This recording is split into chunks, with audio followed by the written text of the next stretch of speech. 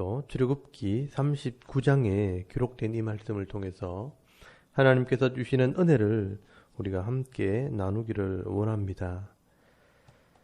이 출애굽기 39장에는 이 성막 제작 과정 중에 이 성막을 섬길 제사장의 옷을 만드는 모습과 이 성막 전체의 제작을 마치고 점검하는 장면이 기록이 되어 있습니다. 이 출애굽기 39장 말씀의 특징 중에 하나가 이 제사장의 옷이나 성막을 제조할 때 사람의 생각이나 사람의 방법이나 사람의 아름다움을 따라 만드는 것이 아니라 하나님께서 모세에게 명령하신 대로 만들었다는 것입니다.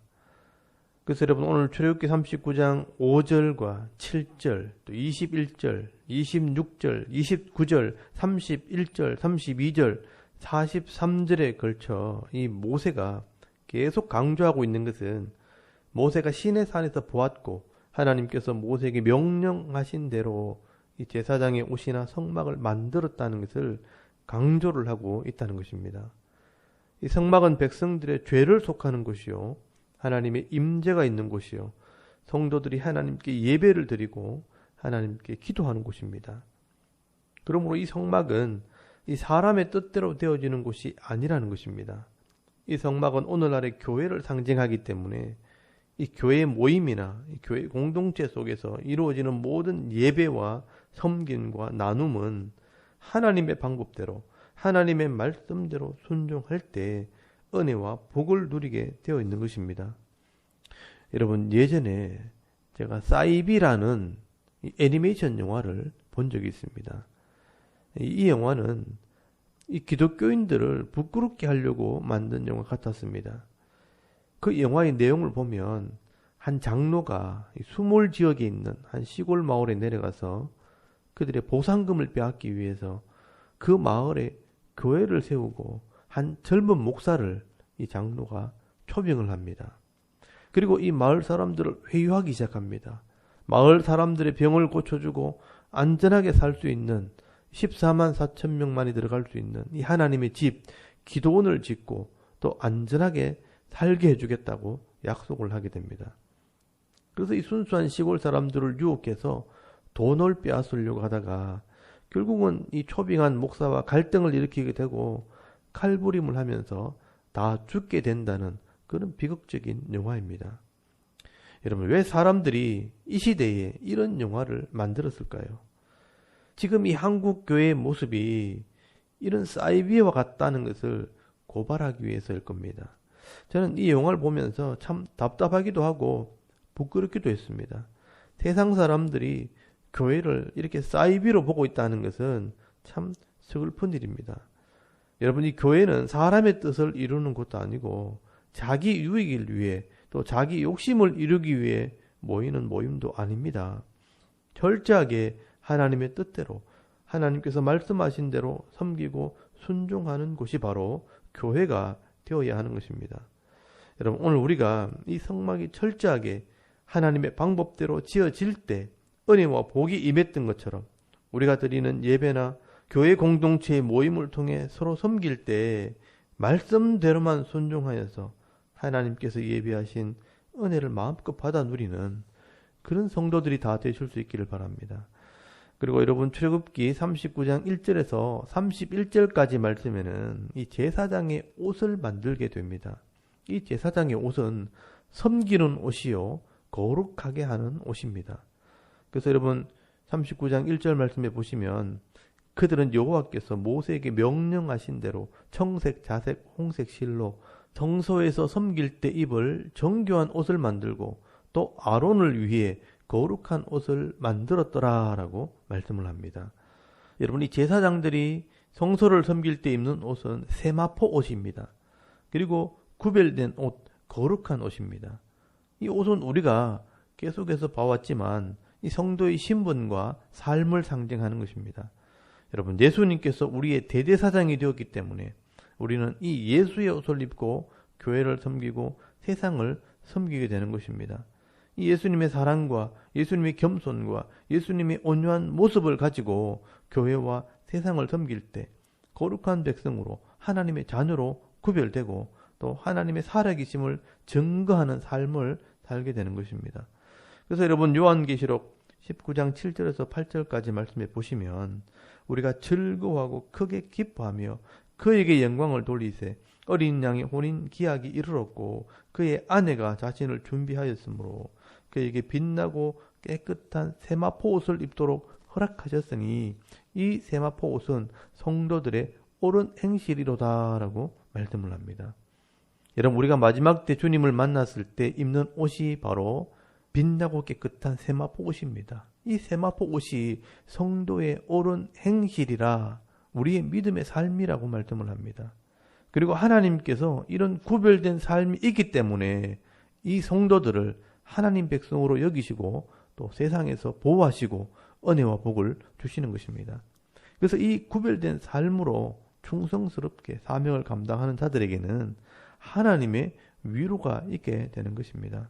여러분 요한계시록 7장 13절 말씀에 보시면 이 장로 한 사람이 이 흰옷을 입은 자들이 누구냐고 물으면서 자기가 대답을 해줍니다. 내가 말하기를 내 주여 당신이 아시나이다 하니 그가 나에게 이르되 이는 큰 환란에서 나오는 자들인데 어린 양의 피에 그 옷을 찢어 희게 하였느니라. 그러므로 그들이 하나님의 보좌 앞에 있고 또 그의 성전에서 밤낮 하나님을 섬김에 보좌에 앉으시니가 그들 위에 장막을 치시리니 그들이 다시는 줄이지도 아니하며 목마르지도 아니하고 해나 아무 뜨거운 기운에 상하지도 아니하리니 이는 보좌 가운데 계신 어린 양이 그들의 목자가 되사 생명수 샘으로 인도하시고 하나님께서 그들의 눈에서 모든 눈물을 씻어 주실 것임이라 라고 말씀을 합니다. 여러분 하나님께서는 이 어린 양의 피, 이 예수 그리스도의 피에 그 옷을 찢어 희게한 옷을 입은 성도들의 섬김을 기억하신다는 것입니다. 여러분 성도들이 이 땅에서 옳은 행실로 세상에서 본을 보이고 교회를 섬기고 성도를 섬기는 삶을 살았던 것을 하나님이 기억하시고 하늘에서 위로가 있게 하신다는 겁니다. 어린 양이 목자가 되어주시고 생명수 샘물로 인도하시고 우리의 눈에서 모든 눈물을 씻어주실 것이라 라고 말씀을 합니다. 이 진정한 위로와 평안을 주시는 것입니다. 여러분 세상에서 성도가 옳은 삶을 사는 것이 때로는 힘이 들고 눈물 나는 일이지만 하나님께서 아시고 위로해 주십니다. 내 눈에서 눈물을 닦아 주십니다. 이 땅에서도 하나님의 위로가 있겠지만 우리가 장차 저 천국에 가서 진정한 위로를 받게 되는 것입니다. 여러분 오늘도 우리가 이 하나님 백성으로 또 거룩한 성도로서 가정과 교회와 성도를 섬길 때 장차 누리게 될 이 진정한 위로와 평안을 소망하면서 오늘도 내게 주어진 이 사명을 기쁨으로 감당할 수 있는 믿음 있는 성도들이 다 되실 수 있길 바랍니다. 마지막으로 이 출애굽기 39장 32절에서 43절까지 말씀해 보시면 이 모세의 점검과 축복이 기록이 되어 있습니다. 여러분 이 성막의 모양을 직접 눈으로 본 사람은 모세입니다. 그래서 이스라엘 백성들이 성막을 제작하는 모든 역사를 마쳤을 때 모든 성막의 기구와 이 도구들을 모세가 가져와 점검을 하게 됩니다. 그리고 이 모세는 이 모든 것이 하나님께서 명령하신 대로 되었다는 것을 확인하고 이 백성들에게 축복을 합니다. 복을 빌어주는 기도를 하는 것입니다. 이 죄악의 땅에 이 성막, 거룩한 장소를 만드는 것은 복된 일을 한 것입니다. 여러분 하나님께서 계획하시고 하나님께서 행하시고자 하는 일에 이 이스라엘 백성들이 쓰임 받았기 때문에 하나님의 일꾼, 하나님의 도구, 하나님의 사람으로 쓰임 받은 것입니다. 그래서 복을 받을 자격이 되는 것입니다. 여러분 예수님께서도요. 이 땅에 처음 하나님 나라를 세우실 때 이 12명의 제자들을 부르시고 이 하나님 나라를 세우는 일꾼으로 세우셨습니다. 그리고 그 제자들에게 2명씩 짝을 지어 이 하나님 나라 복음을 전하게 하시려고 전도를 보냈습니다. 그래서 이 제자들이 이 하나님 나라의 말씀을 전할 때 병자들이 낫고 귀신들이 쫓겨나는 것을 경험하고 와서 예수님께 보고를 합니다. 우리가 말씀을 전하고 전도할 때 병자들이 낫게 되고 귀신들이 쫓겨났습니다. 라고 자랑하면서 예수님께 보고할 때 예수님께서 뭐라고 말씀하셨습니까? 너희들이 병자들이 낫고 귀신들이 쫓겨나는 이 모습을 보면서 기뻐하지 말라는 것입니다. 왜냐하면 그 그것은 너희들이 하는 것이 아니고 하나님께서 직접 하신 것이라는 겁니다. 너희들이 정말 기뻐해야 할 이유는 너희 이름이 하늘에 기록된 것 때문에 기뻐하라. 다시 말하면 하나님의 사람으로 쓰임받은 것을 기뻐하라고 말씀하신 것입니다. 여러분, 이 하나님 나라는 하나님이 직접 이루시는 것입니다. 다만 우리가 이 시대에 구원받은 백성으로 이 하나님 나라의 일꾼으로 쓰임받는 것을 기뻐해야 하는 것입니다. 너희들이 하나님의 일꾼이 되었고 또 하나님 나라를 위해 쓰임받았다는 것은 결국 하나님 나라에 너희 이름이 기록된 것, 이 구원받은 것이기 때문에 기뻐하라고 말씀하시는 것입니다. 여러분, 우리가 교회 기관들을 섬기고 부서에서 교회를 섬기고 또 성도를 섬길 때 우리가 하는 일 때문에 복을 받는 것이 아니라 하나님의 일꾼으로 쓰임받았다는 것 자체가 하나님께 복을 받을 자격이 된다는 것입니다. 여러분, 오늘도 우리가 성도로 부르심을 받은 것에 감사하시고 또 하나님의 일꾼 된 것 때문에 또 감사하시고 또 구원받은 하나님 백성이 된 것 때문에 감사하며 살아가는 저와 여러분의 신앙의 모습이 되실 수 있기를 바랍니다. 여러분, 이 성막은 하늘의 복이 땅에 임하는 거룩한 장소입니다. 이곳이 오늘날의 교회요 성도의 모임입니다.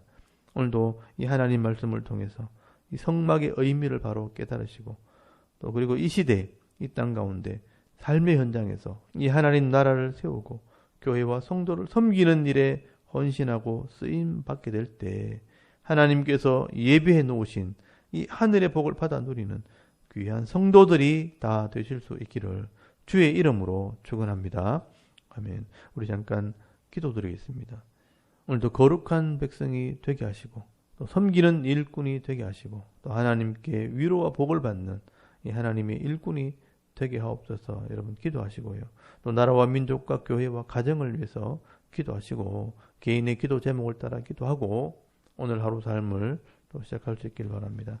다 같이 우리 하나님께 한번 기도드리겠습니다. 살아계신 하나님 은혜를 감사합니다. 오늘도 이 아침에 하나님을 예배하게 하시고